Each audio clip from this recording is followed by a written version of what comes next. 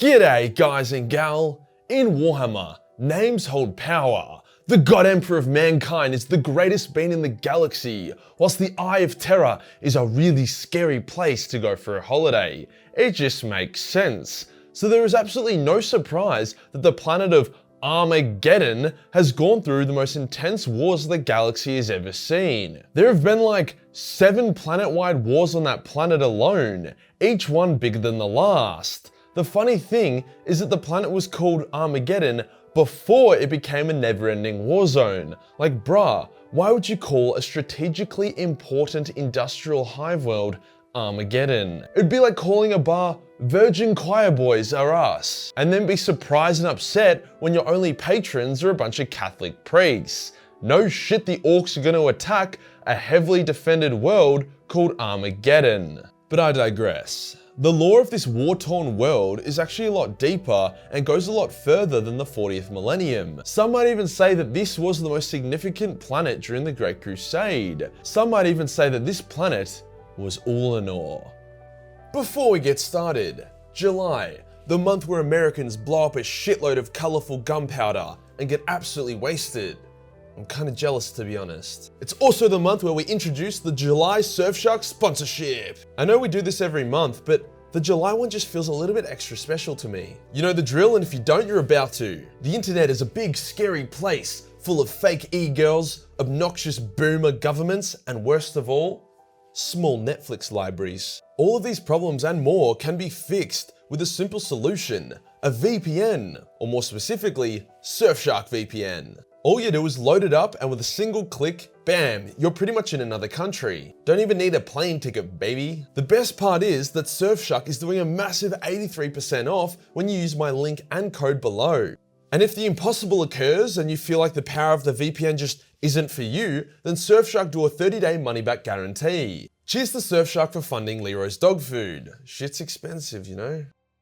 Today we'll go over the history of Armageddon, how it connects to Ullanor despite being located in a different part of the galaxy, and then we'll go over each of the main wars fought on it, and boy, there have been a few, before looking at what it's currently up to. Spoilers, it's currently up to some messy shit.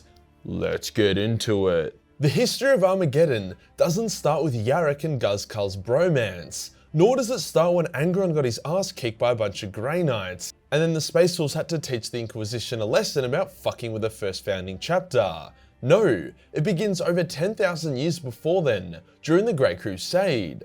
At the height of the Great Crusade, where the Imperium had so much resource and experience that it could just steamroll everything, a gigantic fuck-off huge orc empire formed on Ullanor Prime, which is the planet of today's topic. Now I say fuck off huge because GW wants us to believe that, but when you actually look at the numbers, it's kind of pathetic. A multi-planetary war that was considered one of the greatest of the Crusade only involved 100,000 Space Marines, 8 million Guardsmen, and a few hundred ships and Titans, going up against let's say around 20 million Orcs. But the number is probably smaller than that. For context to my point, World War I had around 60 million combatants, so over double.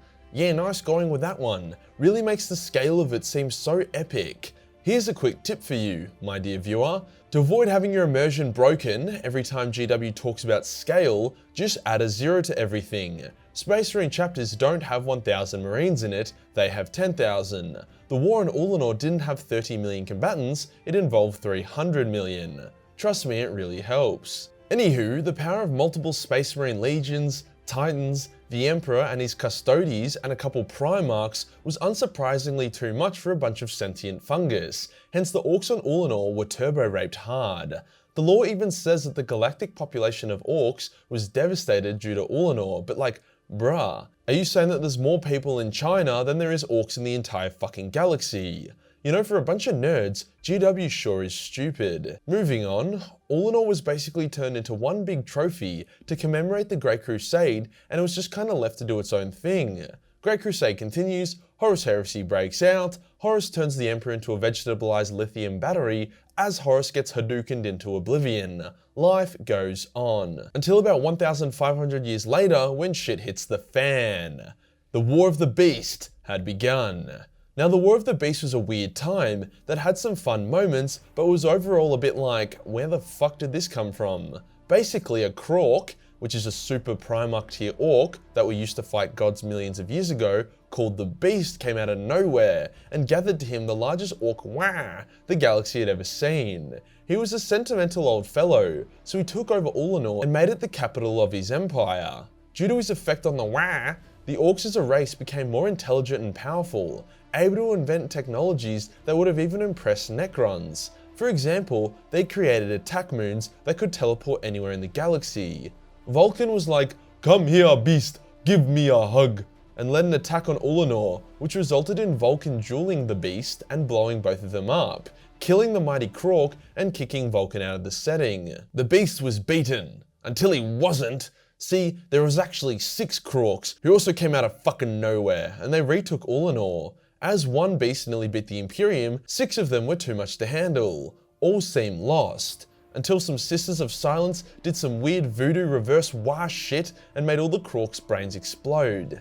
Yeah, it was a weird time in Warhammer lore. The Imperium was like, fuck Ullanor, Mechanicus, blow that shit up. But the Mechanicus were a bunch of cheeky monkeys who wanted to research all this super advanced orc technology that was left behind. See, unlike most orc technology, which is trash and only operates due to the power of orc belief, the shit that was being made during the War of the Beast was genuine and didn't rely on orc to function. Hence the Mechanicus used the orc technology to teleport the planet into a new star system for study.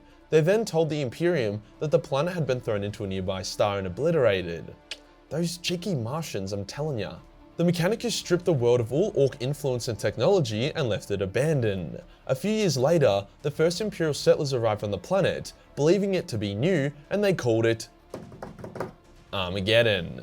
Once again, no clue why a bunch of peaceful settlers would do that, but hey, I've seen dumber shit. The world was fine for thousands of years. Mankind flourished on it, and it became a key industrial world. All was well, until it got fucking invaded by a demon Primarch out of nowhere. Wow, fuck me dead. Angron, for some reason, probably because the planet was called Armageddon, decided to invade with an army of demons and other nasty things. Now Angron is tough, but clearly not that tough, because the bad part of the First War of Armageddon wasn't even Angron. It was what happened after Angron was banished. But I'm getting ahead of myself. The Space Wolves and the Grey Knights came to the world's aid, and they fought side by side with the world's defenders to banish Angron and slaughter his army. Yay! But then the Inquisition was like, "Thank you, defenders, for helping us, but as you have seen demons and Grey Knights, we're gonna have to kill most of you, and the survivors are to be sterilized and put into concentration camps. Thank you for your understanding." But the Space Wolves were not very understanding, and they helped the population of Armageddon escape the planet. The Inquisition eventually escalated things, and they attacked the Space Wolves' fleet, and eventually they even bombed Fenris. The details of this conflict, called the Months of Shame, will be in a future video, but basically it ended with Logan Grimnar going Super Saiyan and massacring a bunch of Grey Knights and Inquisitors until the Inquisition fucked off. Good result. New settlers were brought to Armageddon and the planet boomed. It was the main producer of weapons and tanks in the sector, so the Imperium did not want to lose it. Then Gazkull, who is a special orc with a lot of say due to being Gork and Mork's prophet, decided to invade. Probably once again because the planet was called Armageddon. The war was devastating, as numerous chapters, guardsmen regiments, and titans were deployed in its defense. The Armageddon Steel Legion rose to prominence, and the legendary Commissar Yarrick emerged to take the fight to Gazkull directly. It truly was an epic war of epic scale. You know, if you add a 0 to the end of everything.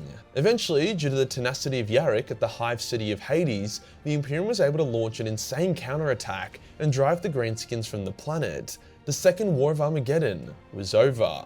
But not for long. 57 years later, Gazkull was down for round 2, and so was Yarrick. The Third War of Armageddon had begun, and it completely shat on all the other wars before it. You know, instead of there being 20 orcs versus 10 space marines, there was now 22 orcs and 11 space marines. It reminds me of the Elder Scrolls games, where they talk about a huge demonic invasion or a massive civil war, but the game can only handle like 4 people fighting at one time, so it's just super underwhelming in practice. Unless you use mods, which I do. So yeah, let's just pretend we installed a mod onto the Third War of Armageddon to make it big and bad. After all, the Third War of Armageddon is the one that had the Siege of Hell's Reach in it, and the Siege of Hell's Reach was fucking awesome. The Third War of Armageddon did kind of end when Gork and Mork told Gazkal to stop trying to fuck Yarrick and go do other shit, so Gazkal left the planet, with Yarrick in pursuit I might add. He did leave a ton of orcs on Armageddon, which continue to fight to this day, but without their big dick Gaz around, the orcs were a shadow of their former force, and a lot of Imperial soldiers were now free to help other planets and battlefields. But then the Fourth War of Armageddon began, holy shit!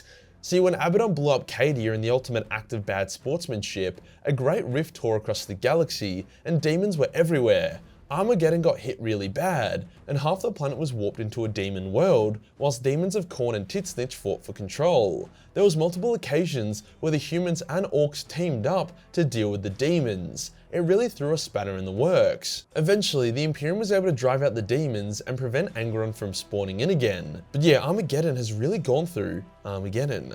To be honest, the fact that it was now halfway to becoming a demon world might have been an improvement. See, Armageddon has like 4 biomes. Wasteland from all the industrial pollution, thick jungles, the Deadlands, and the Fire Wastes, which are a bunch of volcanoes in an uninhabitable region of the planet. I mean, at least you can breathe on demon worlds, most of the time, but good luck breathing anywhere on Armageddon except the hive cities or the jungles. Maybe that's why they called it Armageddon, because its natural state was already a post-apocalyptic setting.